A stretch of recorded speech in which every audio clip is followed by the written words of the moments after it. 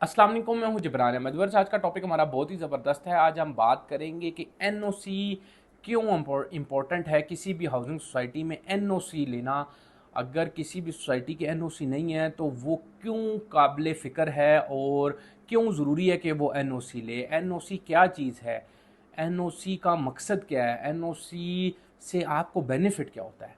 अगर कोई भी सोसाइटी है वो स्टार्ट हो रही है और उसके पास सबसे पहला जो एनओसी होता है उसको कहते हैं PP1, प्लानिंग परमिशन 1, वो आपके पास अप्रूव नहीं है तो समझ लें कि आपकी सोसाइटी 99.99% क्या 110% फ्रॉड है।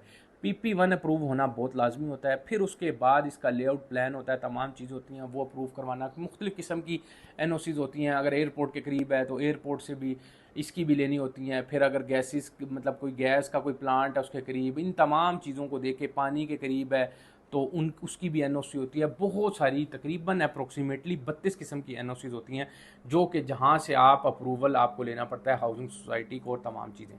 तो बहरहाल इस वजह से आपका जो सबसे बड़ी चीज़ है सोसाइटी का फाइनल एनओसी होना बड़ा लाजमी है। अगर सोसाइटी का फाइनल एनओसी नहीं होगा तो कल को कोई भी है, कोई भी डेवलपमेंट अथॉरिटी है, वो इसको ख़त्म कर सकती है और आप इस पर क्लेम नहीं कर सकते और आप इसको ये नहीं कह सकते कि भाई हमारे साथ सोसाइटी ने फ्रॉड कर लिया। इस वजह से गुजारिश है कि ऐसी हाउसिंग सोसाइटीज़ में इन्वेस्टमेंट करें जहाँ पर एनओसी प्रूव हो। एनओसी प्रूव बड़ा ज़रूरी है।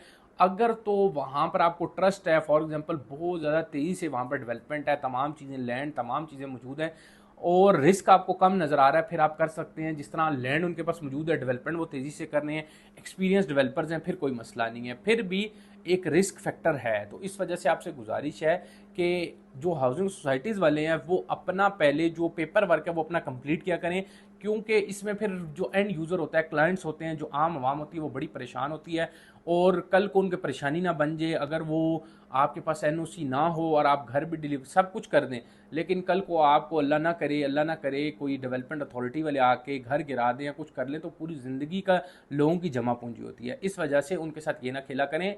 आप कोशिश करें कि आप कंप्लीट अपना पेपर वर्क पहले कंप्लीट करें, फिर आप सोसाइटी लॉन्च करें। इस तरह की बहुत सारी सोसाइटीज़ हैं जिन्होंने इसी तरह किया है।